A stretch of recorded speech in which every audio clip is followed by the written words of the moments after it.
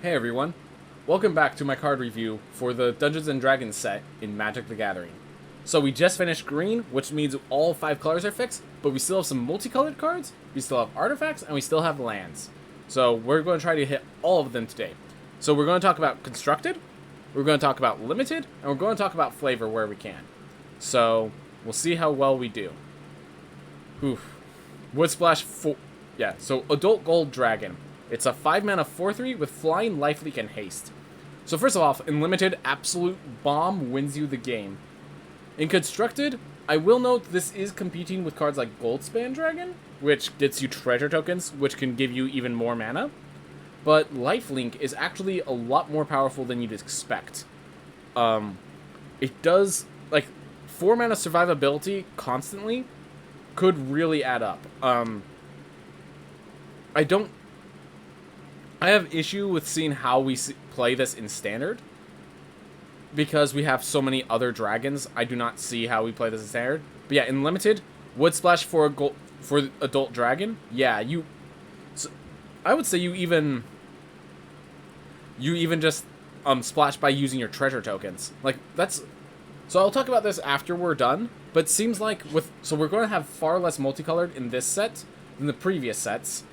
And the whole idea is that any splashing isn't done through... All the splashing is done through using the treasure tokens. There's no mana fixing in this format, it seems. Treasure tokens are your mana fixing. Lore for Adult Dragons is on the card. Limited, Bomb. Constructed, probably not. It's actually much closer than you'd think just because of lifelink, but probably not. Bard class. Alright, so now we get to the stronger, the 2-color classes. Alright, so this is our Gruul color. Legendary creatures enter the battlefield with additional +1/+1 counter on them. We've seen this with, I think it's called Grimgully, that gives creatures +1/+1 counters if they're not human. Something like that. And that ended up actually being playable. So, that's pretty potent. Then here's another theme. A red and a green to make... You get to level 2 for red and green, and legendary spells you cast cost that much less to cast, which only reduces the amount of colored mana you pay. Which means, if you're playing a legendary creature, or a legendary spell that happens to cost red and green, this level up is essentially free, because it's reducing it by the mana cost that costs to pay for it. If it's one of the colors, it only costs 1. So you can play Bard class at level 2, and then at one of the turns where you're... Yeah, if Grimgully was still around, it's not still around, but if it was, you could pay to... Or, I think Radha, Heart of Keld, is still around, so...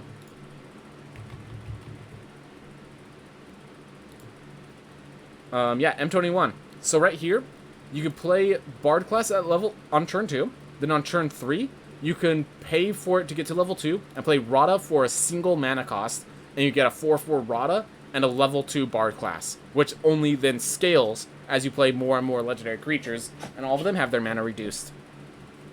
So then, when you get to 5 mana, you could upgrade to level 3, and whenever you cast a legendary spell, you exile the top 2 cards of your library, and you may play them this turn.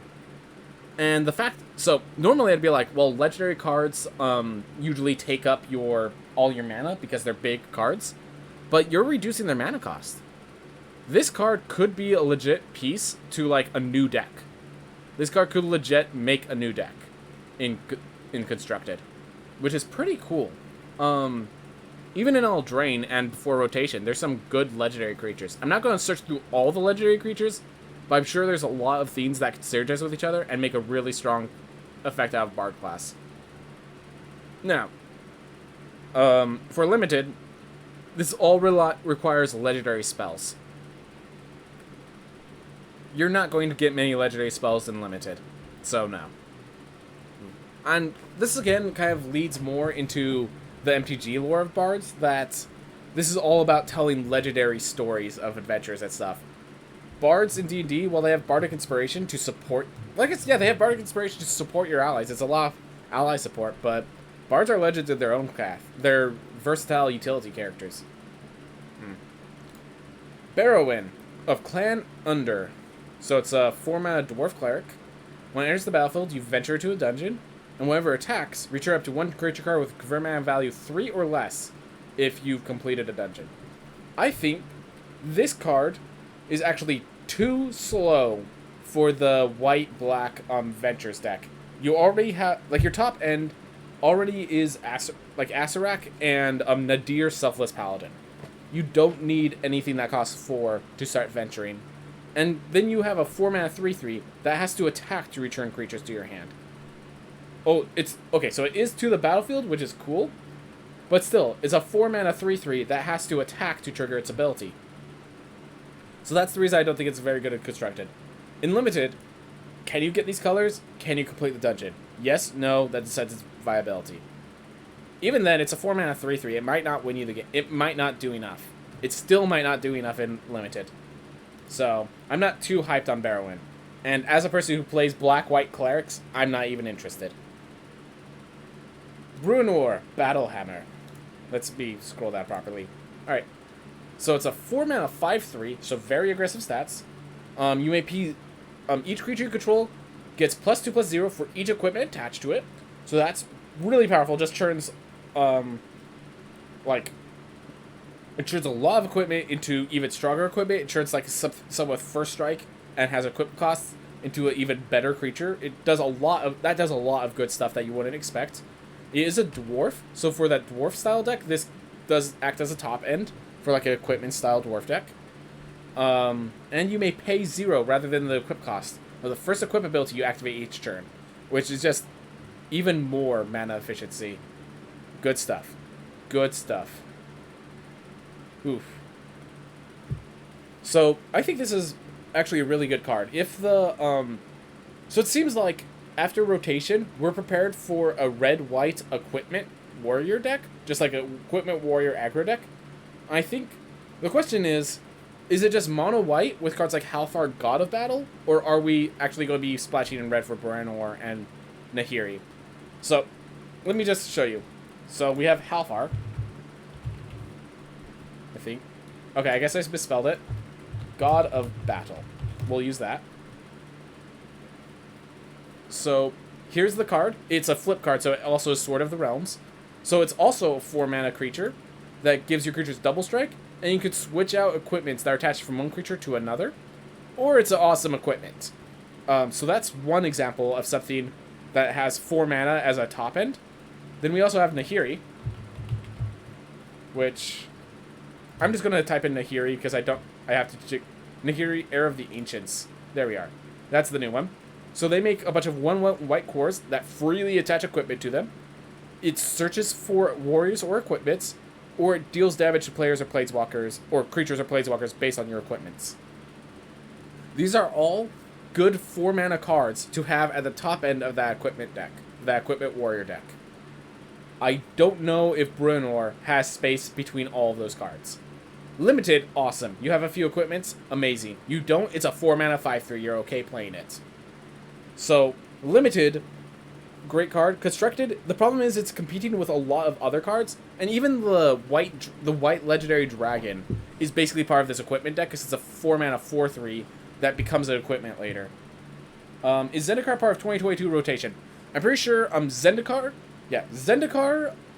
are Strixhaven, Kaldheim, and D&D are part of the rotation. I'm pretty sure Zendikar is the oldest set that remains in the 2022 rotation. I could be wrong, but I'm pretty sure Zendikar is the oldest set that remains in the rotation. Oof. Alright. And yeah, whenever they have names, it's just... I don't know much about Clan Under. I don't know Bruenor because I haven't read the stories. I don't know Drizzt, so... Lore-wise, assume they succeed. Maybe with fighter classes could be a deck? Yes, so it's not... I'm not questioning whether or not it could be a deck. I'm questioning whether Bruenor has space amongst the other top 4-mana top ends that the deck has. Drizzt Do-Urdin. 5-mana, 3/3 Elf Ranger. It has double strike, and when it enters the battlefield, you create a legendary 4/1 green cat creature token with trample. And whenever a creature dies, if it has power greater than Drizzt's, you put a number of +1/+1 counters on Drizzt equal to the difference. So let's just ignore the cat. A 3/3 double strike that gets bigger can be scary. So Limited, absolute windmill slam powerhouse wins you the game on its own. Constructed. Green white, like, it's one of those cards that will win you the game if they don't kill it. And the question is, are they going to kill a 3 toughness creature at 5 mana? My answer is usually. If this card survives long enough to swing in, you're probably going to win the game. You're probably going to win the game not much longer after. The problem is you have to survive to swing in and then not get board cleared. Don't think that happens too often. Doesn't have much synergy with anything. It is itself the card. It's just one of those cards that are super good. It might see play just because it's that good, but it has no synergy, and you're paying 5 mana for a 3/3. Alright. Faraday, Devil's Chosen. So it's a 4 mana 3/3 again, but this was 1 less mana. Whenever you roll 1 or more dice, it gains flying and menace until end of turn, and if any of those results are 10 or higher, you draw a card. The second part is why you play this. It gives your roll dice deck more mid-range potential or more control potential as you're drawing cards every time you play cards. That's the power of this card. That you draw cards as you play cards. Which means you need to roll high consistently, but red and white both have advantage giving triggers. I think this card could work in that deck. In limited, do you have enough rolls to keep this attacking? Because honestly, just gain flying and menace is good enough for a 4 mana 3/3 flying menace when you attack is getting through. It's 3 damage every turn that you roll. The fact that it also can sometimes draw cards is great. Yeah, and the fact I actually prefer that be 10 or higher and not natural 20, because that way you can rely on it consistently. Like, not as power, just like as flavor. I'd rather it be like that. Is it good in standard? Really depends on the roll dice deck, and how many cards can you play that don't actually roll dice? Because we already have Barbarian class, which is definitely coming. We already have the Pixie, which gives advantage. This would be like how many of, like, do you just play 2? I think you cannot play more than 2. Faraday is a newish Forgotten Realms character, but I don't think the mechanics make any sense lore-wise. Yeah, I wouldn't know. Fighter class. So 2 mana, when it enters the battlefield, you search your library for an equipment card, reveal it, and put it to your hand. If there's a good equipment, Embercleave is leaving, thank God. You get to put it into your hand, which is pretty powerful. It costs a red and white, so it does have to be a part of the multicolored class. So, I don't think she ever flies or anything. Look, again, I do not know much about Forgotten Realms lore. I just assume that if it has Forgotten Realms connections, it is good for Forgotten Realms. It succeeds in lore. I unfortunately know D&D lore. This is something that they've been showing that Warlocks is kind of their playing with the Fates class. Like, thematically, Warlocks play with the Fates, so it makes sense that it plays with dice rolling. That's my understanding. Anyways, so you search for equipment, you reveal it, you put it into your hand, so it replaces itself immediately. It is a little slow for that deck, but I think that will be fine. Then you can pay 3 to make equip abilities cost 2 less to activate, so that if you're equipping on the turn you bring it to level 2, it basically costs 1 to level up, which is pretty darn good. I think that's really good. If the level 2 ability is really cheap, it makes it much more likely for you to reach level 2, and level 1 at least replaces itself, so even if it gets destroyed as an enchantment, it did its job. Then, level 5. Whenever a creature you control attacks, up to 1 target creature blocks at this combat if able. Basically, you kind of declare blockers when attacking. Number 5 is because you're facing against another creature deck, and you're kind of starting to get to a stalemate. You then activate the number 5 and swing in with everything, and you declare where every single block is, as long as you have as many creatures as they do. That last ability is actually really insane. It basically ends up being a one-side board clear if you have the deck set up, and you're going to have it set up. Constructed, amazing. Limited, as long as you have... Look, honestly, if you have 1 equipment to replace, if you have 1 good equipment, fighter class is good. You have 2, because here's the thing, it searches for that equipment at the very least, and then it ends up giving you the equip ability. It's 3 mana for search, and then like reducing the equip cost because it's 2 to search it out, and then 3 minus 2 to level 2. Then you get to level 5 and you can win in limited. That's insane. I think that's absolutely insane in limited. Like if you just get a bunch of 1/1 goblins, you could use attack with the goblins to force the big creatures to block over there, and then attack in with the rest of your creatures that are forced to block over here. If you have more creatures than they do, you decide who gets through. Like, it's pretty awesome. Gretchen Twitch Willow. So this is a blue and green. It's a 0/4, so very... I like Fire Class. Yeah, it seems like a very good card. It seems like it can be a very good card. It's just... The problem with that class is how many cards can you play that aren't warriors or equipments?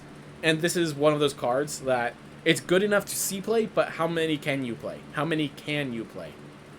Alright, so Gretchen Twitch Willow. 2 mana 0/4, so very durable body. Doesn't attack, but you don't need it to attack in these decks. Blue-green is generally... You're holding up a bunch of mana and waiting for them to do something. So it's... You pay 4, draw a card, and you may put a land card from your hand to the battlefield. So, there was a card in the previous set, Quandrix Prodigy. I can't remember her name. Zimone. There we are. Zimone Quandrix Prodigy. So, this was... So, they cost the same amount of mana. They both have a 4 mana to draw a card effect. This draws 2 if you have 8 more lands. This you just trigger twice if you have 8 or more lands. This also may put lands from your hand onto the battlefield, which was the... one ability. Thing is, this one taps. It's a 1/2. And this card, so I want to talk about limited real fast. In limited, Zimone was a very... Not everyone could use Zimone, but when you could use it... So Zimone, a lot of people used it as just as a Simic card. It was not just a Quandrix card. You had to... You don't play this on Church 2. You play this on Church 5 with 3 mana left over, so you could use all its flash cards. You could use Pop Quiz if they do nothing. You could use Whirlwind Denial or Test of Talents or Reject or Negate if they do something. You can use Curate if they don't do much. You could use Bury in Books. You could hold up all these different... Because the set was about instants and sorceries, you had all these cards you could hold up, and then when they do nothing, you could then activate Zimone's ability to draw cards. That was the power of Zimone in Limited. And so while Gretchen Twitch Willow is strictly better, almost strictly better than Zimone in every single way, I don't think it's going to be as good as Zimone because we don't have as many instant speed cards. We don't have as many reactive. We don't have Snakeskin Veils. We don't have... just so many cards. Pop Quiz. Eureka Moment I do not care for, but this is basically a Eureka Moment. We didn't have... Yeah, Pop Quiz to learn while drawing cards. We didn't... Yeah, all those draw cards that were instant speed. We didn't have Bury in Books. There were 4 counter spells in that set. There were 4 counter spells, 3 uncommon and 1 common, for you to hold up with Zimone. Zimone could work if you knew what you were doing. Gretchen, I don't see... Like, maybe it works, maybe there are enough cards to hold up, but I don't see it right now. Because if you can hold it up, strictly better. Draws a card, immediately puts the land out. And, again, you could apply it twice. It will be better if it has a place in the... It all depends on the limited format. You have to count, like, how many instants there are. Some of these, you happen upon a Glade, Wild Shape. Like, I'm not sure how many of these you even hold up. Spoils of the Hunt could be one that you hold up.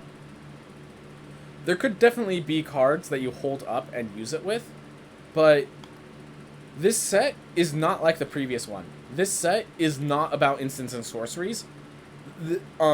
Gretchen Twitch Willow is a stronger card for its deck, but its deck is a lot harder to find in Limited, is basically how I would say it.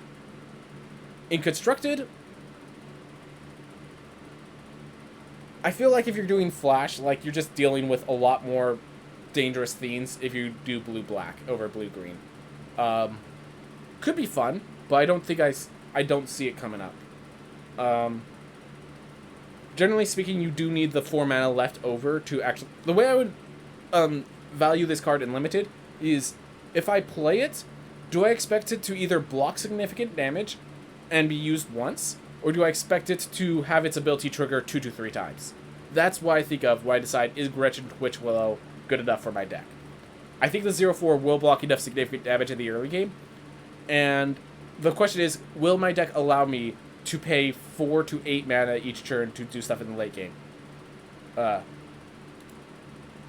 are a few interesting counterspells that are easy to get / underrated in draft. Definitely in Strixhaven. I don't know how I won. Once I got past a round of Test of Talents, I was just like so confused because there's so many instances of sorceries in the format. Gretchen Twitch Willow doesn't have Test of Talents and all that stuff for it, but it does have some cards. In this set, how do we know? I'm not going to say too much about the draft until later.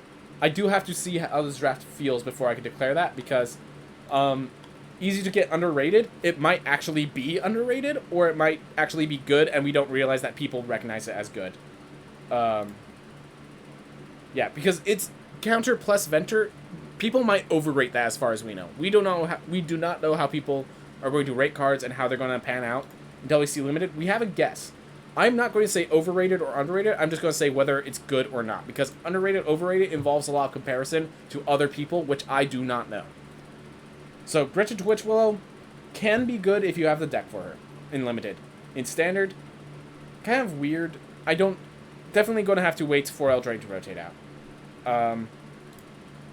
Hatma Pashar, Ruin Seeker. Room abilities of dungeons you own trigger an additional time. So this might actually push you to splash white in that blue-green multicolored, or the blue-green mid-range that I was talking about. This might push you to splash white. That's a really powerful effect. The thing that I really like about it is if you do something like Dungeon of the Mad Mage, you can like go through the first 4 or 5 rooms of the Dungeon of the Mad Mage, and then play this just before you go into the 6th and 7th, and really get your powerhouse of triggers. And that's the power of Halvar. That, like, you do not have to play this on turn 3. You can play this on turn 6 with a card that ventures into an effect that you really want powerfully. And that's what makes Halvar much more viable. And that's what makes me really like this card, both for limited and constructed. I think for constructed, this might actually force a splash of white.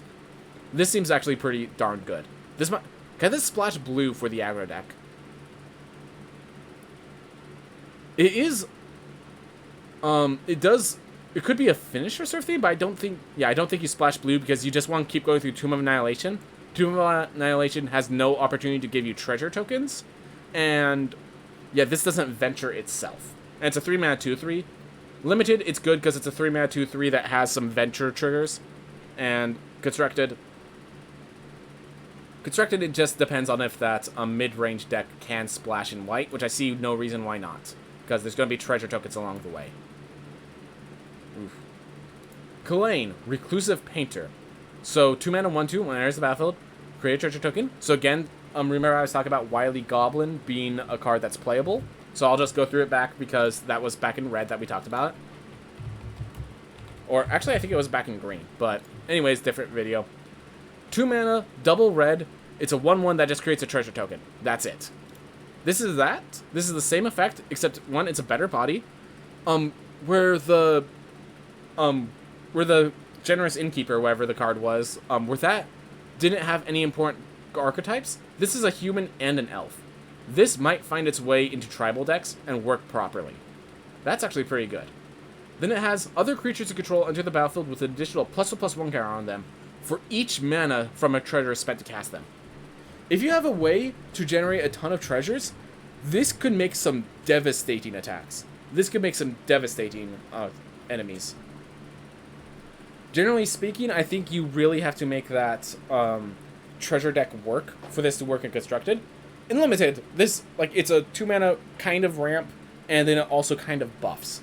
That's, I think, good enough. You don't play this as a 2-drop, you play this as kind of a ramp card. I think it's good. I think it's really good. Standard, I don't see the deck where it's played, but once it gets played in a deck, it's going to blow up. Yeah, I don't know. Black is kind of weird for the treasure token color. There was a guy that turns treasure tokens to clue tokens, so that could be valuable. But then you're not spending it to cast creatures. I think we just needed a few more creatures that have effects when you cast them using treasure tokens for this to really see play. I'm going to say no on seeing it in constructed. It's just, it needs a little too much support. But, yeah. people on Twitter are talking about the earthquake. So yeah, in case you were wondering, the ground started shaking during my green card review, and apparently it was an actual earthquake. So we got the lesser effect, so we'll figure out more. My family's just kind of talking about it right now. I'll have to read that after I'm done with this video. So yeah, I'm not worried about that right now. I'm going to just finish reviewing the cards. Curdle of Baldur's Gate. 2 mana, 1/3. When it deals combat damage to a player, that player loses 1 life and mills a card. You gain 1 life and scry 1. Whenever you attack, you may pay 2, and if you do, target creature can't be blocked this turn. Note that's, as far as I understand, whenever any creature attacks. So you could just attack with any one creature and make it unblockable for 2 mana. So that's actually pretty good, that this can be just an unblockable trigger later on. And in the early game, if you can manage to land some hits, it loses them, it does a little more damage, and gains you 1 life and scries 1. This seems like a really good utility. Like, in Limited, this seems absolutely amazing. In Constructed, I just feel like, yeah, rogues already do better things. You have to pay 2, where rogues are just too, like, stingy on mana, I feel like. If they're not spending mana to play creatures, they're spending it to do response spells, like here. But Limited just seems good. Constructed, there's just too many good rogues. Too many good rogues for you to put this in. Alright, Minsk, Beloved Ranger. When it enters, so it's a 3 mana 3/3, very specific in its mana cost though. But as you will see, even if we play it late because we had trouble guessing the mana cost, it's still good. So, when it comes into play, you create Boo, a legendary 1/1 red hamster creature token with Trample and Haste. So 1/1 Trample Haster. And then, we can pay X, and until end of turn, target creature you control has base power and toughness XX, and becomes a giant in addition to its other types. You can only activate this as a sorcery, which that just prevents from combat trick blowouts. If that wasn't only as a sorcery, this card would be absolutely insane, and would be the win condition for so many decks. With that effect, I mean, it's still a 3 mana 4/4 effectively, and then you could sink mana into it to make it a threat, so not a bad card. Not a bad card at all. I'm just wondering how you get a green, white, red deck. I'm just trying to, like, mentally imagine what that deck looks like, and I can't see it. I don't know what decks this fits into, because it's like some sort of combat trick deck or something of that nature. I just don't see where this card fits, but it's really strong if there is a place for it. If there's a place for it, it's a very happy homeowner. It's very good, but I just don't see where you put it. Limited, if you can play this card, you play this card. It's really strong if you can play this card in Limited. Monk class.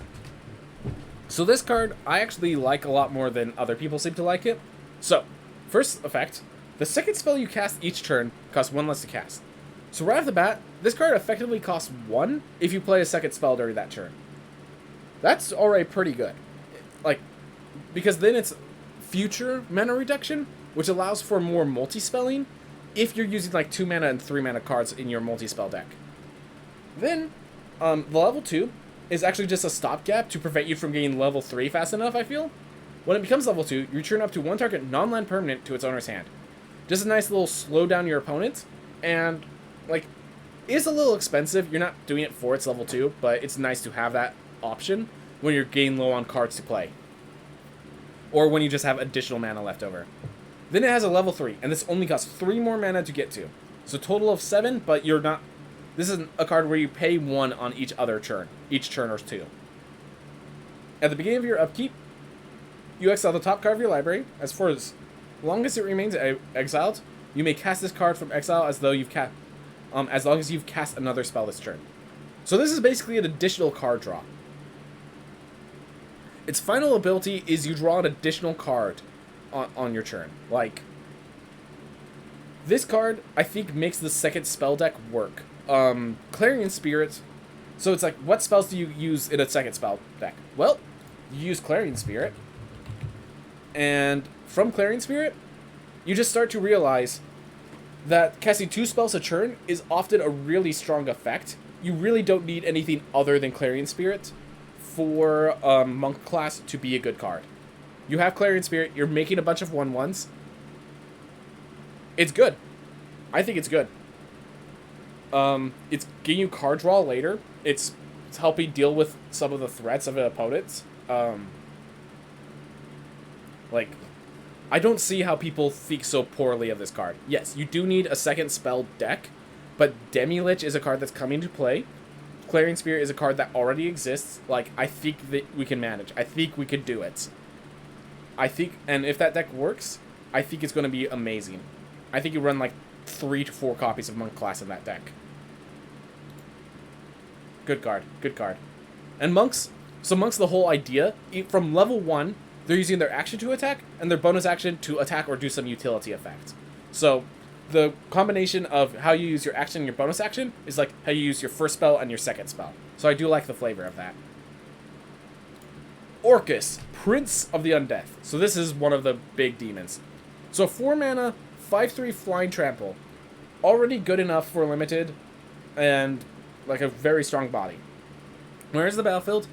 You can pay X, and you choose one. Either each other creature gets -X until end of turn, and you lose X life. So this could be a pretty expensive board clear, or just like clears off all their cheap creatures. Or you can return up to X target creature cards with total mana value X or less from your graveyard to the battlefield. They gain haste until end of turn. So this could also be a finisher. It doesn't have haste itself, so finisher is a little harder to do. But, like, honestly, just doing a reanimation of a few cards. Like, if you just pay 5, get 5/3 and a 1/1. That's sometimes kind of notable. For standard, if there's a place for it, it's a good card. It's always the question of if there's enough space for it. So there's that black-red painter card that is literally visible at the top left corner of the screen.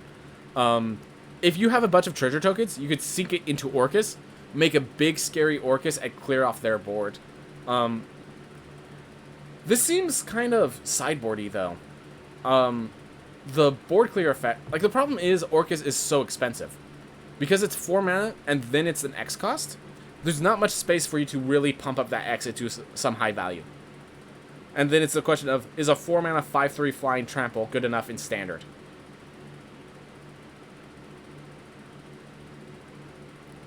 No.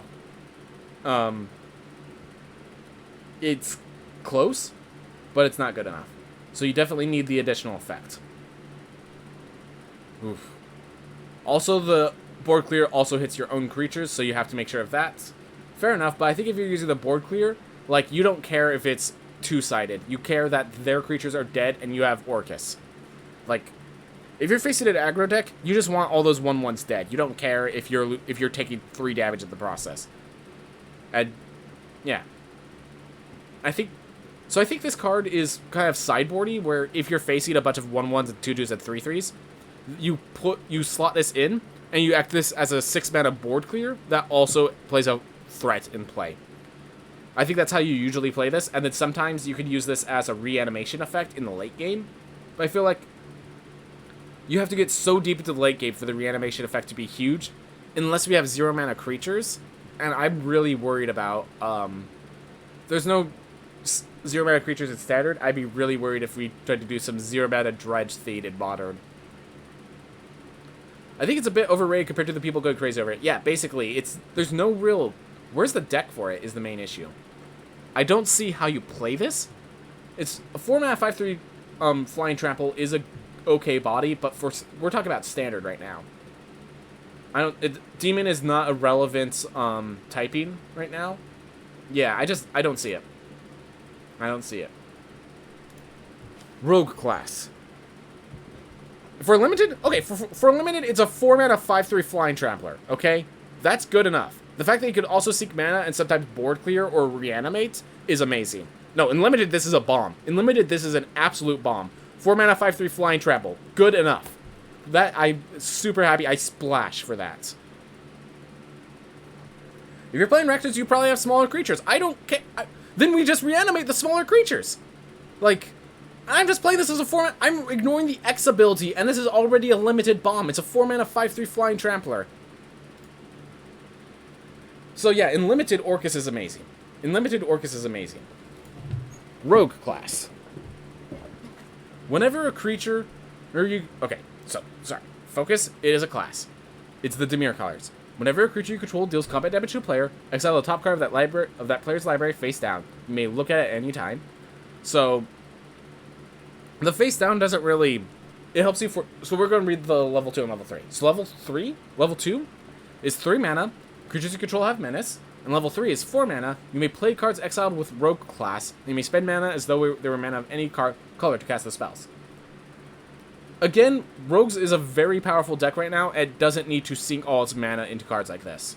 I think this is a really cool effect in Limited. If you can get consistent damage into your opponent, which the Menace helps you with that consistent damage, this is insane in Limited. In Constructed, though, you need to keep hitting in. You're spending mana on an effect for value in the future. Like, keep in mind, there's 7 mana between level 1 and level 3. That's a lot of mana for a deck that needs to deal damage first. The future Rogue deck would have to be a very controlling deck for this to be good enough. It would have to be a deck that, like, plays a bunch of 1/1s, swings in the early game, and then in the late game just starts playing your opponent's cards. Which, that is a cool idea. I love that idea. I don't think Standard supports that sort of deck. Standard does not support that sort of deck. Even after Eldraine rotates, there has to be stronger things you could be doing. This paid 7 mana to start playing your opponent's hand. Oof. Limited bomb, as always. Alright. Shisra, Death Whisper. So another half-elf. This one's a warlock. 4 mana, 1/3. So, pretty poor stats. When it enters the battlefield, target creature blocks this turn if able. So you can basically... This is a trade spell, not even a kill spell. And at the beginning of your end step, if a creature died this turn, you may pay 2 life. If you do, draw a card. Alright. So, if you have a bunch of creatures to sacrifice as fodder, this is a good effect. But it's 4 mana for 1/3, which makes it hard to justify even in Limited. This is a very slow card. I'm not even considering it in Constructed right now. Because it doesn't even... Yeah, no. In Constructed, I'm not even considering it. In Limited, it's very situational. It cycles itself, but it's a 4 mana 1/3. There's a 5 mana 4/4 Trample that cycles itself in common. And doesn't even need to splash black for that. Yeah. So you have to get a lot of triggers from its Whisper of the Grave effect. And if you are, either you're running into a huge board that keeps killing you, or you're, like, there's a lot of things that have to be going right for this card to draw you multiple cards. And I don't see it. I don't see it in Limited. I don't see it in Constructed. Skeletal Swarming. Each skeleton you control has trample, attacks each combat if able, and gets +X+0, where X is the number of other skeletons you control. Then, at the beginning of your end step, you create a tapped 1/1 black skeleton creature token, and if a creature died this turn, create 2 of those tokens instead. So one of the big things is that you're constantly attacking with skeletons, and if the skeleton dies, you're instead attacking with 2 skeletons on the next turn. This is a card that your opponents can overcome, because if they don't let it build up, it's 3 mana, like, because they have to keep attacking each combat if able. They can get to a point where you're just getting 2 3/1 trampling skeletons, and then they just block with a 2/5 and a 4/4 or something like that. And that could stop your progression. For this, so in Limited, this could be insane if you're not, like, if you're winning, this wins you the game. If you're in a tied board state, this starts helping you push. If you're losing, this doesn't pull you out. In Constructed, and also all the creatures keep coming in tapped, so it doesn't help you block either. This is supposed to be an aggressive card. And it's 5 mana and doesn't start working until the next turn. So, yeah. As for Constructed, the way that this would see play in Constructed is if skeletal tribal is actually a theme. If you could get, like, 5... So, here's a big theme. There are some cards that make skeletons, and if you ever find yourself with just, like, 4 skeletons in play, you could just, like, suddenly play Skeletal Swarming, attack with 20 trampling damage all out of nowhere. So, the way the Seas play is that you have a bunch of other ways to create skeletons. As we see more ways to create skeletons, this will make more and more sense until, and then it's like, you play it, and then you have to win for it, like, as you swing in. Need multiple copies? There are actually cards previously above. There's a dungeon that creates 2 skeletons. There's a cleric, there's a black cleric that creates skeletons consistently. I think you can make this work, but you have to, like, you have to make a bunch of 1/1 skeletons. I don't think there's enough skeleton swarm for it to work. I see where the multiple copies come in. I think by the time you play this card, you kind of have to win the game on that swing in, or be close to winning the game on that swing in. So that's the main issue.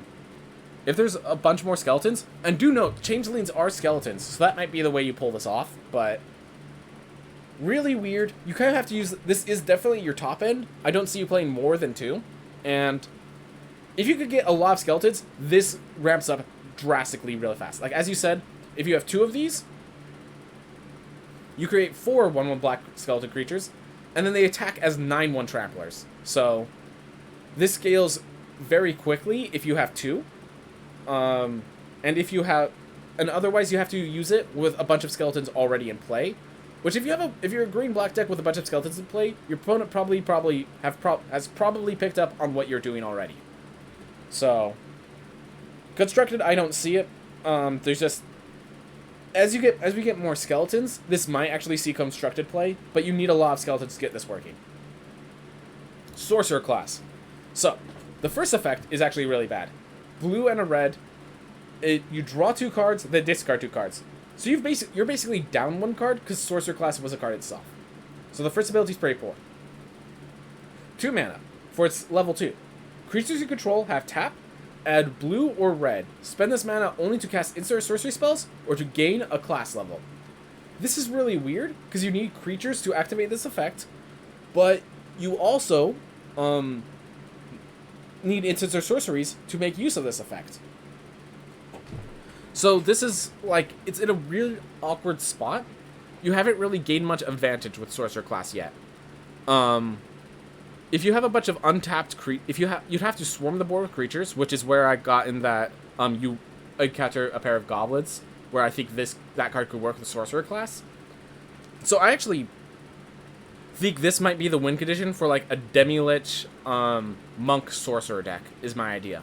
Because the final ability, the level 3, if you could sink 5 mana into this card, which you're going to need help from those creatures, you get the ability, whenever you cast an instant or sorcery spell, that spell deals damage to each opponent equal to the number of instant or sorcery spells you've cast this turn. At 6 spells, that's 21 damage. With Monk to reduce that cost, with creatures to come in play, with Clarion Spirit to give you those creatures, with Demi-Lich to help you recast them, that could easily be the win condition. I think this card can actually easily become the win condition once you get to level 3. And the reason level 1 and level 2 are so weak is because you need to get it to level 3. Because it's a win condition at level 3. It can win you the game on its own. So the way I see it played is 2 Sorcerer class, 3 Monk, 3 Demi-Lich, 4 Clarion Spirits, and then, like, a bunch of instant sorcery spells that can be played on the cheap to get this level 3 and win the game from there. Like, once you hit level 3 with this, if you have enough mana, like, if you have enough creatures, you will have enough mana to just win the game from there. There is quite a bit of hoops to jump through, though. That limited deck would be, like, the reason the Demi-Lich is necessary is because this is the combo piece for a non-combo deck. This turns a non-combo deck into a combo deck, basically. But, and the problem is, until it gets there, it's, you know, -1 card advantage. It helps you for having creatures, and those creatures might be dead by now. Sorcerer class is very finicky. It is I feel it's the weakest of the classes, but it's also the most capable of just winning the game once it gets going. That's the main thing with Sorcerer class. Yeah, 4 spells deals 10 damage. So two turns where you cast 4 spells kills, or 1 turn where you cast 6 kills. So I think this can definitely be a win condition. But you only play like 2 in your deck. If you have 4, you're going to have a bad time as you're going to use the first one to draw 2 and discard 2 Sorcerer classes, because you only need 1. Alright. Oh, limited. Real quick. Limited. -1 card. Then helps you cast spells that you're not going to cast. Then rewards you for casting multiple of a spell you're not going to cast very much of. Garbage and limited. Garbage and limited. Targ... Maybe if this was in Eldraine, or sorry, if this was in Strixhaven, this might have been good and limited. But it's not in Strixhaven. Targnar, Demon Fane Null. 2 mana 2/2, and if you have Pack Tactics, attacking creatures get +1/+0. So that's... Like, I mean, if you're triggering Pack Tactics, that's kind of what you need. And I like how this theme actually values having more creatures to trigger Pack Tactics with. If you're triggering this with 6 different creatures, if you have, like, this and 5 1/1s, you attack, you get +6/+6, like, +6/+0. That is actually a way to finish the game, which is pretty cool. And then you can tap 4 and double its power and toughness until end of turn. So, this is a card that there are going to be points where your opponent is just absolutely forced to block this. And yeah, that's pretty darn strong. In limited, I think this is a bomb. This is if you are making the Pack Tactics deck, this allows you to win with said Pack Tactics deck. In constructed, I'm not sure the Pack Tactics deck exists in constructed. And this kind of needs to be a Pack Tactics deck to be played. Yeah, no, I don't think this sees play in constructed. Limited, it can be insane. It's in limited, it is a bear that if your deck works for it, it's a bomb. Playable. Tiamat, the Dragon Queen. Dragon God. This is the only god that's not a Planeswalker. 1 of every color. It's Wooburg +2. 7/7 flyer. Whereas enters the battlefield, if you cast it, search your library for up to 5 dragon cards not named Tiamats that each have different names, reveal them, put them into your hand, then shuffle. So, if a dragon deck, this card might allow for like a multicolored dragon deck to work, but it's also very fringe. So, in limited, it's too hard to cast. If you can cast it, it will probably win you the game as just a 7/7 flyer.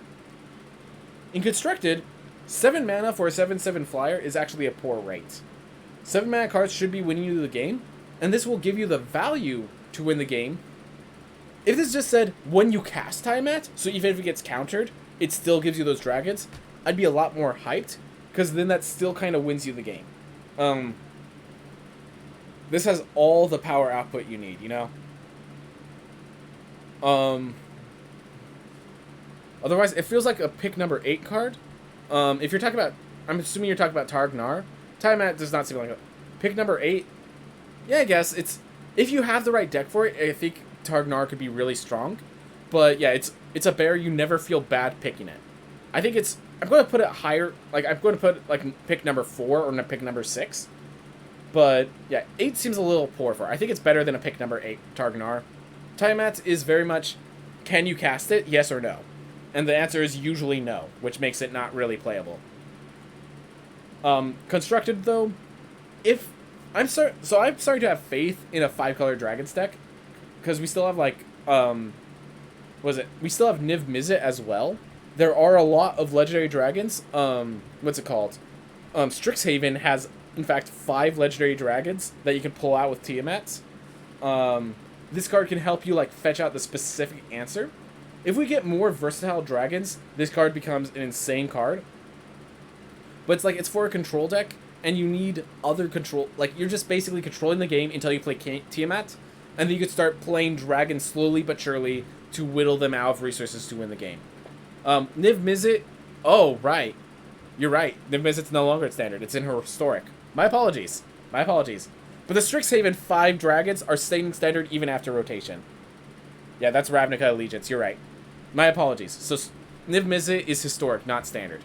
But the 5 dragons from Strixhaven are still staying standard. We also have Goldspan Dragon. Like, we have some new dragons that are pretty on the cheap here for the Dragonborn. I think if Tiamat ever gets cast and you don't die the next turn, you probably win the game. The problem is casting it and then also not dying the next turn. If a deck can pull it off, I think that's a worthy deck. But it's like, yeah, as you're saying, it is a 5-color card. I have hope for the dragon deck. Okay, maybe we do have to wait for Eldraine to leave. There's definitely too much aggressive power, but I have hope. I have hope that other people don't. Treasure tokens do make Wooburg a lot closer to approach. There is already a blue-red dragon deck, and that's a 5-card advantage. That's a 5-card advantage. I do dislike that you have to actually enter the battlefield and cast it. I would have liked if there was some, like, if it was just when you cast it, so that even if it gets captured, you're fine. I would have liked it to be more than just a 7/7 flyer. There's definitely a lot of problems with Tiamat. I'm not going to deny there's a whole mess of problems with Tiamat. I'm making it sound worse than I believe it is, but I have to recognize there are flaws with Tiamat. I'm starting to unconvince myself the more I talk about it. But I still stand by. If you cast it and you don't die the next turn, you win the game. Trelasara, Moon Dancer. 2 mana, 2/2. Whenever you gain life, put +1/+1 counter on Tresla and scry 1. So, there are a lot of ways to gain life. There's a Druid card that whenever you play a land, you gain a life. Suddenly, every land helps Trelasara. We have a Cleric card that already has this, like, this is an effect that's pretty powerful. No, the Scry 1 is actually also a powerful thing here. We have Pest tokens, which, whenever they die, you gain a life, gets you more Scries. I've been playing, a white-black deck with Cleric of Life's Bond, which, whenever another Cleric enters the battlefield and control, you gain 1 life. This is white-black, but this can fit in a 3-color deck, so that could possibly, work. Seems like there's stronger things to do with Tiamat meta. Fair enough. Fair enough. I just, like, there's some cards that actually really support dragons, and I feel like if they just push it a little further, I have faith. Not during this standard rotation, no, but I have faith. But there's enough stuff with clerics, just gaining... with green, white, there's enough incremental life gain that you could just run into that makes this card actually good. This is an Ajani Primate that also scries you 1. Yes, it's legendary, but it's an Ajani Primate that scries you 1, and is a relevant creature type. It's a relevant creature type. So I think this card can see play. It's just, I need to find the shell that fits around it. Because right now I'm playing white-black clerics, I don't want to add green. I'm not ready to add green yet. This might be like a green-white +1/+1 counter life gain. There actually is enough support to do both of those things in just green-white. Oof. But yeah, this is a strong card. Limited, if you can play it, it's great because it's a bear at the very least. Yeah. Oh yeah, you don't discard and reanimate Tiamats. I was just saying, if you can manage to cast it, it gives you 5 cards, and they're all bombs. Like, don't underestimate, like, I recognize the hoops I have to jump through to get Tiamat to work. I don't think it's going to happen until rotation, and I think we're going to need to see a few more good dragons, but, like, when I say a few more good dragons, I mean a few more early game dragons. Velomachus is a great dragon in white. Like, we have Strixhaven added 5 major effects. Like, I recognize Tiamat has a lot of hurdles to jump through. I'm not going to deny that. Alright, I'm just going to move on. Triumphant Adventurer. 2 mana, 1/1 Death Touch. This is why Orzhov aggro can work for adventures. It's a 1/1 Death Touch. As long as it's your turn as first strike, so you have to double block to kill it, and then if they have a pump spell, it double kills. Whenever it attacks, you venture into a dungeon. So, very good. So it's not much damage output, but it's very good adventuring because it's early game, it's recurring, and in order to stop the recursion, someone's going to die. It's going to kill something on its way out. So, there are peen effects that can take it out, but honestly, 1/1 Death Toucher on the defensive is sometimes good, and then the fact that I could just swing in, venture into dungeons all the time is also really good. So, Triumphant Adventurer has a place. Limited, it's a bomb. Constructed, it's good enough to make a deck. Like, oof. Should have had a spell called Arrow to the Knee that does 1 damage. That's not Dungeons and Dragons. That's Skyrim. So, that would be funny, but that's not for this set. Volo, Guide to Monsters.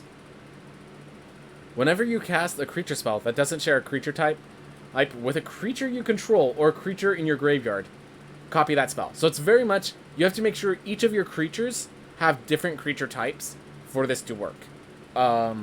It copies the spell, so it like makes them even better. And so I think basically the main issue with this card is if you're copying good creatures, you probably want multiple copies of that card in your deck.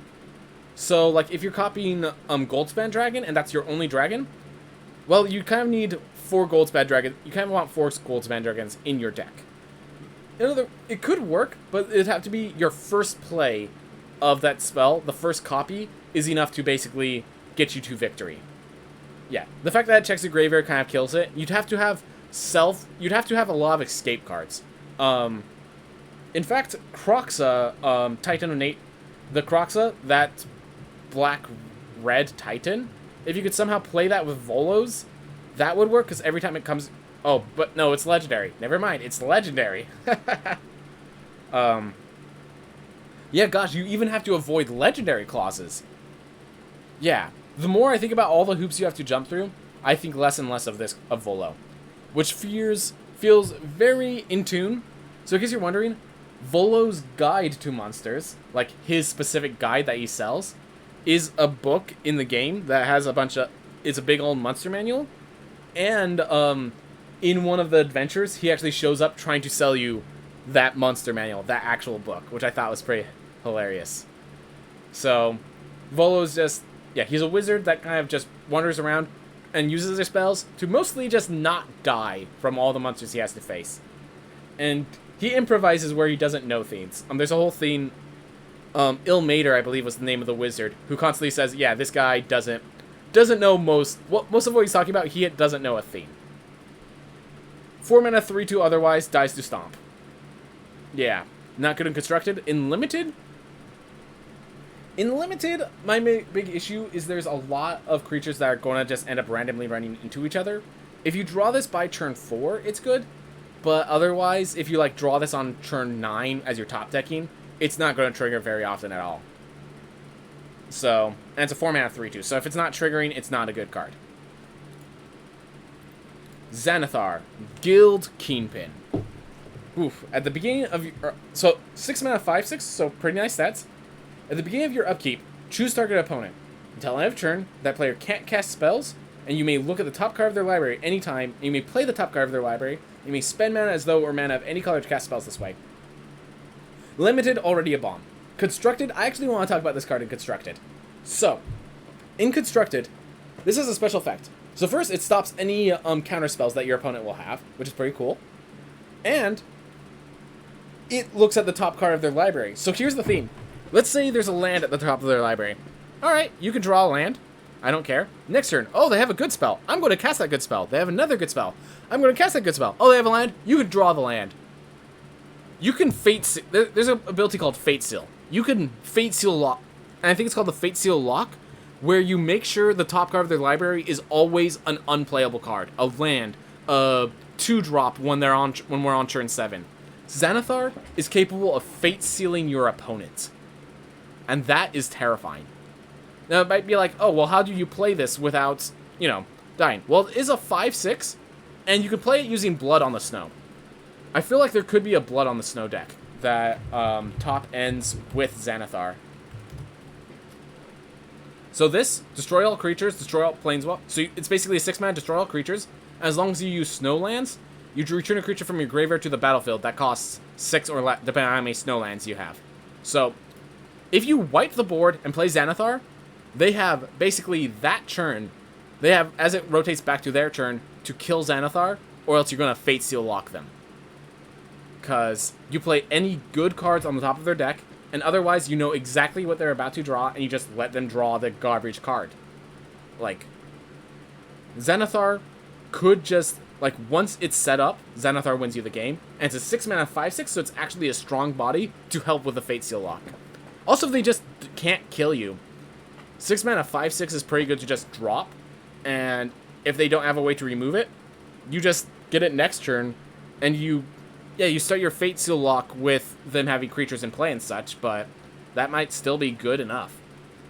Xanathar, I think, is actually underrated. In Standard, there could be a Dimir control deck that its win condition in Xanathar for a Fate Seal Lock. Alright, so we already covered dungeons, and we got through all the multicolored. So now we just have a few more artifacts. Bag of Holding. This is a reprint. Of course, they had to print Bag of Holding. I'm so glad they printed Bag of Holding. I'm so glad they reprinted this. Whenever you discard a card, you instead exile it and put it in, basically put it in the Bag of Holding. It has a tap 2, tap, draw a card and discard. And then you can tap 4 and sacrifice it to return all cards exiled from Bag of Holding into their owner's hand. In Limited, it's a card draw engine that's very expensive, but it's an engine, so that's okay. So sometimes you need that. Constructed, you need some super synergies to make this work. You need to be discarding your cards in a lot of different ways for this to be doing its job. So generally it doesn't work in Constructed. It's a fun card in Constructed. It's a possible card in Limited. Flavor-wise, I do like how you're kind of shuffling through the bag, and the 4 tap is you dumping its contents. Because you can actually turn a Bag of Holding inside out to dump all its contents. Does not deal damage. It specifically says it goes into everything goes into unoccupied spaces, but kind of cool that you could do that. Deck of Many Things. So, this is one of those cards that I do not think will see any constructed play, and I do not think you even play in Limited. You play this as just a fun card, maybe in Commander or something like that. And on that note, I wish this card was far more random than it actually is. Deck of Many Things had I think 52 possibilities, half 26 of each being good, 26 being good, 26 being bad. So you roll a d20 and you subtract the number based on the cards in your hand. A 1 through 9 returns a random card from your graveyard to your hand. 10 through 19 draws you 2 cards. And if you happen to get unfortunate enough to roll a nat 20, you put a creature card from a graveyard into the battlefield under your control. And if they die, you lose the game. Oh wait, its owner loses the game. Oh! Oh, you put you put a 1/1 from their side into play, and then you just sacrifice the 1/1 and kill them. Oh, it's not its controller loses the game, its owner loses the game. Okay. I get what Deck of Many Things is good now. Alright. You do have to have an empty hand, and if you roll a 0, and if you get a 0 or less, you discard your hand. So, alright. So, now that I know that's how it works, the way this works is actually for, it's for a kind of control deck that doesn't have a reliable way of card draw. So, like, I have my Cleric deck that I use a lot. It would actually go perfect in the deck. Deck of Many Things would actually go perfect in it if I want to go more control-y. So, like, I could put this in my sideboard, and basically what it would do is sometimes it would return a random card, which all my cards are usually strong enough for that to be good enough. It could draw me 2 cards for 2, which is pretty strong, because usually I'm dumping my hand. And then sometimes I roll a nat 20, I get a creature from the grave, immediately sack it to Pyre of the Heroes, and win the game. I don't like that it's banking on the nat 20, because you could win the game off that nat 20. But now that I know that's how it works, it's still very situational. It's still a very situational card. But when it works, So it's more of a control card that lacks. It's more of a control card for a deck that lacks card draw. It might work in that Demi-Lich deck because every card is super cheap, and you're throwing it in the graveyard anyways. But yeah, now that I know that the nat 20 actually makes the owner lose the game, not the controller, I'm a bit more on the side of Deck of Many Things. I could definitely playable in Limited now. Expensive but playable in Limited. Constructed, we need to figure out how to get this into play, because it's 5 mana to play and 2 mana to cast, to use its effect. So, not sure how easy it is to actually play this card, but now that I know that's how it works, I actually really do appreciate the Deck of Many Things much more. I actually like this card a lot now. Alright. Oof. Took me a little while. Took me a long time. I had to read that multiple times before I realized it's the owner. Even then, it's still fringe playable. It's still like I think you play in a sideboard against certain matchups where you have enough time to dirtle around and draw cards from the deck of many themes. Dungeon Map. 3 mana, so it's a mana rock that you can also tap, 3-tap, and venture to the dungeon. If you're a control deck, if you're like ramping and then we get to a dirtily board state, this helps you finish the dirtily board state. This helps you ramp. That's the only times you see it. It's a colorless mana rock isn't very good. It's not for constructed. It's for limited only, and even then, you don't always want to use it. The thing is, so all these dirtily cards I value highly because Strixhaven was a very dirtily format. After I've seen all these cards, this does not seem like a dirtily format at all. Even the big decks, like they seem like you get to a big card, and then you use that to tempo out and win the game. This seems like a tempo format, which makes these venture to the dungeon cards, these slow ones, not good in limited, in my mind. I don't think they're going to end up being good in limited. So, unfortunately, Dungeon Map is not very good. Unfortunate. Eye of Vecna. So, when it enters the battlefield, you draw a card and you lose 2 life. And then at the beginning of your upkeep, you could pay 2 and draw a card or lose 2 life. So, it is kind of expensive to do that consistently. And the fact that it's a legendary artifact means you can't have multiple kind of hurts it. So there are some effects that reward you for losing life. And, like, we saw the Book of Vile Darkness. That makes this a lot better. Until then, it's competing with cards like Maze Mind Tome, which is this, except it actually gains you life eventually. Yeah, this just loses to Maze Mind Tome. Maybe when that rotates out, this becomes a lot more viable, but you really need that life loss to matter. Limited, it's card draw. Limited, it's card draw. You play this in limited. 50 feet of rope. So I love the lore of 50 feet of rope. So, in case you're wondering, whenever you start the game, every single equipment set has a backpack, and tied to the backpack is 50 feet of hempen rope. You always have rope. It's pretty great. I love the theme. That's just 1 mana. Yeah, you just always have it on you. And then it just has a bunch of utility. Because the whole reason you have it, it just has all this utility. You could climb over walls, you could tie up people, and you could help rappel down into a dungeon. Despite, I don't think this card's going to be very good in constructed or limited, unfortunately. Because, as I said, there's better venture. Tie up is a very expensive, Icy Manipulator. Very expensive. And it doesn't even tap it. They have to, and it only does creatures. Like, there's a lot of flaws there. So unless walls become a huge theme, and even then, I think you'd rather have ways to destroy walls than just use 50 feet of rope. Very fun card, but I don't think it's very good in limited. I don't think it's very good in constructed either. I don't think it's very good in constructed, and I also don't think that limited is slow enough for 50 feet of rope to work. It has to be pretty slow. And I don't think we're going to get another format as slow as Strixhaven anytime soon. This seems very tempo-y, comparatively. Like, my radar could be off because Strixhaven was so dirtily and attrition-based, but this format seems very tempo-oriented, and 50 feet of rope is not a tempo card. Great Axe, the biggest axe, deals a d12 of damage versus where other two-handed weapons deal 2d6, so just the big barbarian weapon. Equipped creature gets +4/+0. Yep, sounds about right. Equip for 5. So you need a way to cheat this equipment in. Brunar Battlehammer, for example, could cheat this in, and that's how you use this. For standard, I feel like there's probably better equipment. It maybe if Brunar is actually the top end, the fact that it's a 1 mana equipment ends up making it good enough. Who knows? In some weird world. Nahiri also helps equip it to get yourself some 5/1 warrior tokens.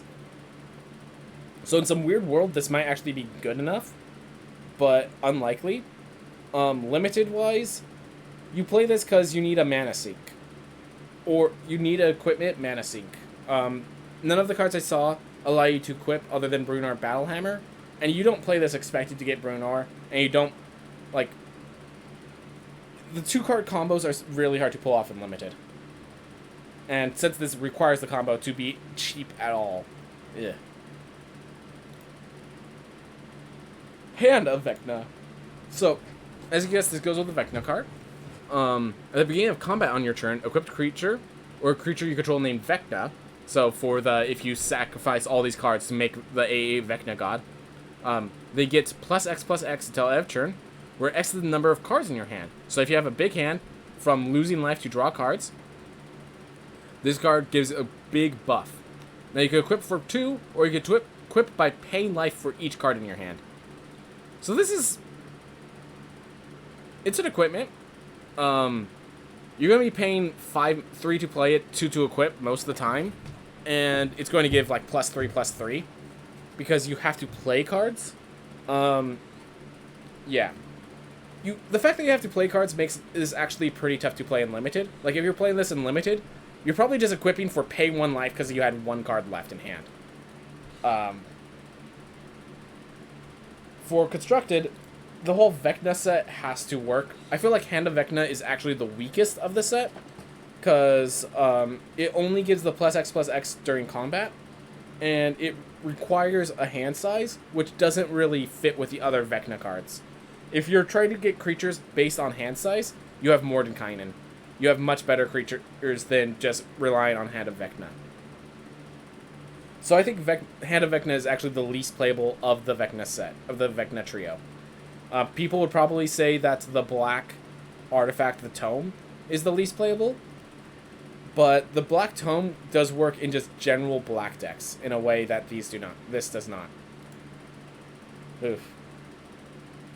Iron Golem. 4 mana, 5/3 Vigilance. Attacks or blocks each combat if able. So, this creature generally is going to be a removal spell as the enemy attacks with a 3/2. It kills the 3/2 and dies in the process. Generally speaking, if you could manage to get this through, like, I mean, 4 mana, 5/3 is pretty decent stats for Limited. This is not a constructed card whatsoever. If 3 mana 3/2s end up being a big theme in Limited, this card ends up being not very good. But otherwise, the card could be okay. I'm never hyped to pick this. This is one of those pick number 8s. These, maybe even further, like a pick number 10. It's uncommon because you don't want too many of these rolling around, but pretty strong card when it works. When it doesn't work, 3 attack creatures kill it very quickly. And that's mainly the issue. That if they have a bunch of small creatures, this can do some work. If they don't, this doesn't. Leather Armor. Equipped creature gets +0/+1 and has Ward 1, and it equips for 0, but you can only activate it once each turn. I think this card, so for Limited, if you have Equipment Matters cards, Leather Armor is just a good equipment for Equipment Matters. It just makes your creatures just that much stronger. I think this card is good in Limited. I think this card is actually good in Limited, and in Constructed, because it costs 1 to play and 0 to equip, I actually think this is playable in Constructed. I actually think you could play like a 2-drop that has Equipment Synergy, followed by another 2-drop, Leather Armor, start the Equipment Synergy. I think this card can be played in Equipment decks. Probably not a 4 of, probably like a 2 or 3 of, but I think this actually has a place in Equipment decks. It does. So how... Yeah, don't know about that. Fair enough. I don't, like...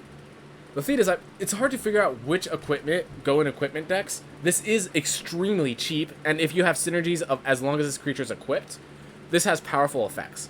Like, this is a free equip cost. You could be equipping this plus, like, 23rd card in a Limited deck?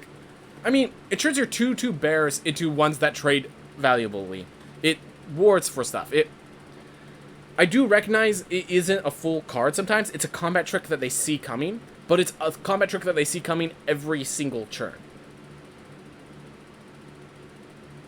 Fair that it's not... I disagree with 23rd card in a Limited deck. If you want to say not within, like... Oh, 23rd card, not 23rd pick. For some reason, I'm thinking 23rd pick. Well, okay, so here's the story. It's 23rd card in a Limited deck, but it's a playable card in a Limited deck. I think it's good in I think it's good enough in Limited. It's definitely a one-of. In Limited, it's definitely a one-of.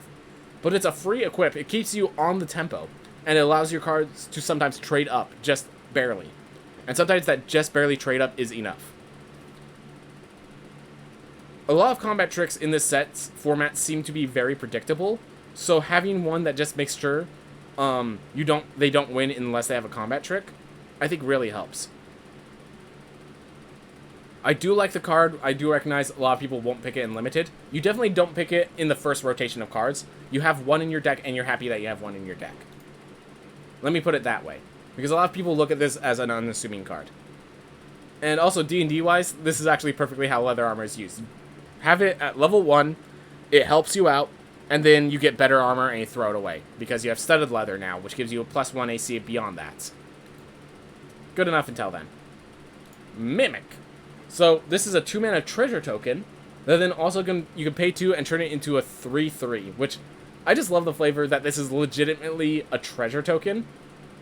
And then, yeah, you could pay 2 and turn it into a 3/3, which it gets expensive fast if you're trying to use that consistently. This is one of those... It's not really surprised I have 3/3, it just prevents them... The problem is you have to have 2 mana open to prevent them from blocking, which makes this... they're more OP in Rogue Legacy. Fair enough, fair enough. It's an okay card. This is one of those cards... Yeah, I don't think you're playing this very often. Because by the time you can consistently sink the 2 mana into it, 3/3 isn't always good enough. And, you know, if it was a mana rock, where it just taps and out a winding, like a colorless mana, that would be fine. But it actually has to sacrifice itself to give you the mana of any color. Like, it has no effect if it's not becoming a Mimic or not sacrificing itself. And that's the big issue with Mimic. That's why it's common. That's not playable constructed, not even sure about Limited. Spare Dagger. Equipped creature gets +1/+0, and when it attacks, you may sacrifice it to deal 1 damage to any target. And it's this creature, so if the creature happens to have Death Touch, you coat the dagger with poison, and then throw it. Need to play it in your Time-At deck? Don't mock me. Just because I have faith doesn't mean I have foolishness. I might have faith where I don't need it, where I shouldn't have it. But it's not foolishness. You draw 5 cards, man. And if the standard format ends up being a bit slow, you have access to all 5 colors, you draw 5 cards, and we'll see, there are some cards that, if you have a dragon in hand, has additional benefits. So, look, I have faith, even though I probably shouldn't, on Time-At. I did note that at the beginning. I have faith where I probably shouldn't. Anyways, for Spare Dagger, Limited? Okay, so fair enough. Spare Dagger is better than Leather Armor a lot of the time, because that +1 attack is often better. In the equipment deck, having to sacrifice it is worse, but, so I don't think this is a constructed card in any way. Limited, I think this is better than the Leather Armor, because it's also a cheap equipment, only costing 1 to equip, and the same 1 cost to play. And the +1/+0 is a bit more better for the more aggressive equipment decks. And the fact that you could sacrifice it to just kill some little threat that's not dying is good. The fact that you have to do it when it starts the attack instead of like during combat or anything does make that sacrifice effect worse. But sometimes you just need equipment. Sometimes you need a Bone Splitter that gives 1 less attack. Spiked Pit Trap. So it's a 1 mana flash artifact, and you can tap 5 and sacrifice it. You choose a creature, and you either deal 5 damage to that creature, or you deal 5 damage and create a treasure token. So, this card, not really playable and constructed. In Limited, you really play it because you needed an additional combat trip, and you actually did have those turns where you have 6 mana and you're doing nothing. In other words, this doesn't see much play at all. It is a kill spell. It is a 6 mana kill spell at instant speed. So you play this more than the Eye of the Beholder card, because at least it gives you a treasure token. But, like, this is a 6 mana kill spell. You have to have some artifact synergy, I feel. Yeah, it's just a very expensive kill spell, is the main issue. It is for any color, though, which is why it's so expensive, but fair enough. Treasure Chest. Alright, so it's a 3 mana card. You then tap 4, I could sacrifice it, and you roll a d20. If you get really unlucky, It's trapped and you lose 3 life, which sucks with the rule stuff. Otherwise, you can create 5 treasure tokens. You can gain 3 life and draw 3 cards. Or you can search your library for a card, and if it's an artifact, you put it onto the battlefield. So, this card, first of all, it's very slow, so I don't think it has any play constructed. And in limited, you have to have something you could do with those treasure tokens. If you don't have something you could do with those 5 treasure tokens, treasure chest ends up, like, if you're at an empty hand, you cannot bank on gaining 3 life and drawing 3 cards. The problem that you have to be able to both use 5 treasure tokens and be able to use 3 additional cards. The 20 is worse than the 10 through 19. Definitely in limited. And then, like, in constructed, you can't bank on it. So, yeah, it's basically worse than the 10 through the 19. So, yeah. Treasure Chest has a bunch of weird issues where, luck-based, it's going to end badly for you. It's a 7 mana sink in total. I do not like Treasure Chest. Not for limited, not for constructed. Alright, so we get to lands. So first, we have a pair of 5 man land. 5 of the fast man lands is, I think, what people are going to start calling them. But, so man lands are lands that become creatures, and fast lands are lands that if you control 2 or that if you control a few lands, they come into play untapped. So, if you control 2 or more other lands, this area is the battlefield tapped. So, it's a plains, and it's just a regular plains for the first 3 turns. And then if you build up a bunch of mana, it becomes a 3/4 white dragon with flying. I'm going to talk, so all of these man lands, there's 1 for each color. All of them, I think, could see play. Like, the fact that it is, in the early game, just a basic land, and that's good enough, is actually amazing for a lot of those decks. Then, in the decks that do not need as many lands, the fact that it turns into a creature later on to deal with that issue means I think a lot of them see play. Like, a huge ton of them see play. 3 mana is often enough in standard for a lot of things. Limited Bomb it's a land. It takes a land slot, and then it sometimes becomes a creature. That's good enough. That's good enough in limited. Yeah, exactly. Den of the Bugbear is probably the most likely, because it fits into mono red. You really don't need more than 3 lands, and if you have it, hey, you get to turn those lands into creatures.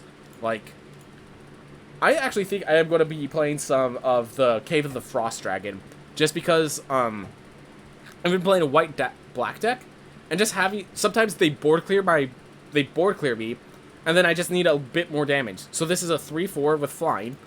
Hand of the Tyrant is a 3/3 with menace. Like, both of those are cards that help get through to my opponent after they've used Ugin to clear the board. And that's what makes Manlands strong. That once they clear the board, or once you don't need the land anymore, you just turn it into a win condition. Yes, it's a slow win condition, but it was a land when it wasn't a win condition. So, yeah, Ugin will go away. But until then, still. Like, even when Ugin goes away, board clears will not. They'll still have destroy all creature spells.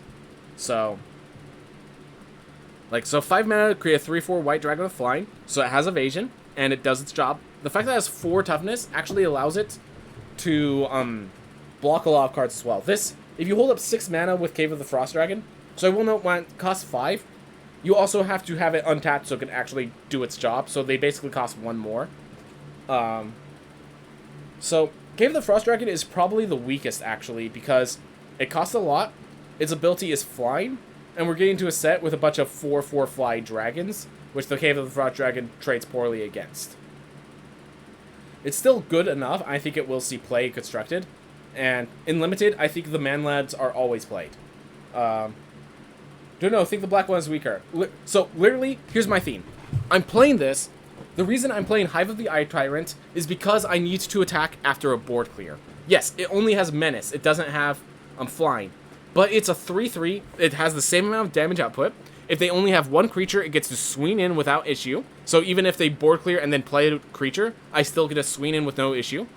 And it can exile, it can deal with threats in the graveyard that they have. Any recursion that they have, I get to get rid of it as well. So it has that synergy. It is, I'm not going to deny it's weak, but it costs 1 less, and that is sometimes important enough. I guess it's weaker for limited since board clears aren't really a thing. For limited, yeah. For limited, Cave of the Frost Dragon becomes a lot better because the evasion is very important. Den of the Bugbear becomes a lot stronger in Constructed, because the effect is there's mono red aggro. And this becomes a goblin creature that creates more goblin creatures for them to have to deal with. It's also what on the cheaper side with 4 mana. Den of the Bugbear, also great.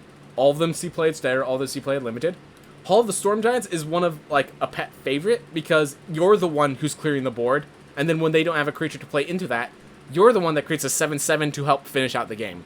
So Hall of the Storm Giants is more of a controlling card, and it's like your finisher gets to be a land as well. So that's like a beautiful little theme. It's not the best finisher, but it's a finisher that's also a land. So Hall of the Storm Giants is more of a controlling card, but it's a great controlling card. And Lair of the Hydra is the last one, which is the green. And this is your absolute mana sink. It doesn't have any special abilities, but it's like if you just have a bunch, if it's the board's clear, all right, how much mana do I have? 11, sink, 9/9, swing in. And the fact that you could do that, like, this I think is the best one for limited, because every time you draw a land, at least it makes your Hydra stronger. Like, this card, all of these cards are going to see play. I stand by, I think all of these cards are going to see some fringe play. They're all going to, if not be in standard, at least be close to being in standard. So, all of those cards are awesome. All of them have some cool effect that makes it even more viable. I like them all. I like them all. If I could find a deck for each of them, I would. Dungeon Descent, on the other hand, enters the battlefield tapped. Tap to add a colorless, or you tap 4 and tap an untapped legendary creature you control to venture once. And you can only do this as a sorcery. There are so many, yeah. Dungeon Set, worst card of this set? I'm still debating it, but I think that sounds about right. It is just a land, but it's, why would you put this land? You need a legendary creature, you don't play unlimited. You venture for 5 mana, so you don't play this in constructed. Yeah, okay, fair enough. So there might be a card that's technically worse, but this card you never consider playing. If I see this in constructed, I will be impressed. If I see this in limited, I will be impressed. I don't think you ever consider playing Dungeon Descent. And the fact that it's a rare, I think, pushes it to the worst card in the set, because at least the other worst card is a common, I'm sure. Whatever that card is. All right, Evolving Wilds. So this is an old reprint. Love the card. So you sacrifice it, and you search your library for a basic land and put it in the battlefield tapped. It's Fabled Passage, except it always comes to play tapped. Fair enough. You'll always play Fabled Passage first. You don't need more than 4 Fabled Passages usually, so it never really sees constructed play, but it's always a good card to have in limited, and I enjoy it. All right, Temple of the Dragon Queen. So this was my hope for the dragon deck, because you're gonna have so many like random dragons to play. As long as you reveal a dragon card from your hand, this is whatever basic land you want it to be. So it comes to play tapped unless you reveal or control a dragon. And when it comes to play, you choose a color and it adds 1 mana of the chosen color. I would have wished if it added red and then 1 mana of the chosen color. That would have definitely made it better. It's okay. It's okay. I can manage. I'm okay. Saw someone play it in one of my 2022 ranked games I played today. Oof. Sorry for your opponent. Anyways, Temple of the Dragon Queen. I think if there is a 5-color dragon deck, this probably sees a 4 of in that deck. But it's the whole theme of I have hope. I have hope. I have hope for it. I recognize the problems of my hope. I recognize it could be fleeting. I recognize it doesn't have a place. Treasure Vault. This card. So first off, this card is one of the cards that people talked about being the best card for Modern and other formats. So it's an artifact land. So it activates for any artifact synergies. Taps for a colorless. Or you can tap double X and tap and sacrifice this to create that many treasure tokens.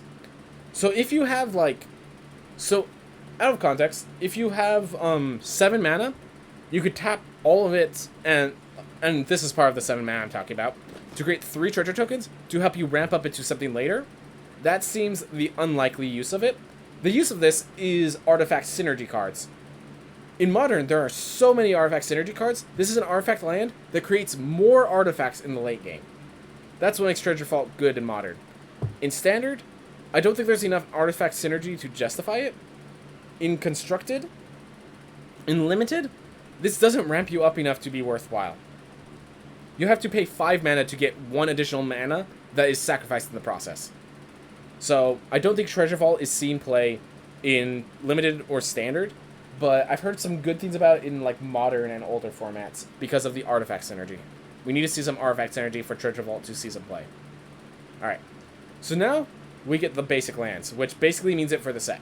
But before I go, I want to talk about these description lands. So first off, I love these description lands. Like, if you're going to have a, like, flavor text on lands is a beautiful way to make the world itself feel like a location, feel like it has a story.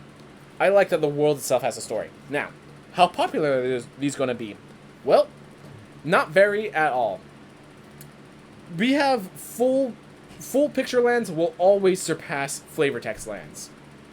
Flavor text lands, if there's one with good flavor text, that flavor text will be a popular one. So if there's one that's like an inside joke in the flavor text, that specific land will suddenly see a lot of play, a lot of viability. But until that happens, flavor text lands are just cooler lands, but not nearly as cool as full bordered lands. So it's cool that they tried it out. For Dungeons and Dragons specifically, it fits. I like it. In the future, it's not really going to be a theme. I think this is a one thing we tried, and it turned out people didn't like it as much as we wanted them to. If we have the time for the flavor text, sure. If we don't, we're not going to bother. I don't think it costs much to... Like, this isn't more of the picture, so I don't think it costs any more to print the flavor text. But if we don't have good flavor text, we're not going to do it. I will not fault them for such a decision, because that's what this is. We're done. We actually made it to the end. Whew. That took a while. That was a lot of work on my side for what I'm used to. For when I play Variety, this was all one game. And it's all just talking about the one game. It was still fun. I'm still glad I did this. Everyone, thank you so much for watching. I hope you all have a wonderful day. Good luck in your drafts. Good luck in your standard. Have a great time playing Magic the Gathering with Dungeons and Dragons.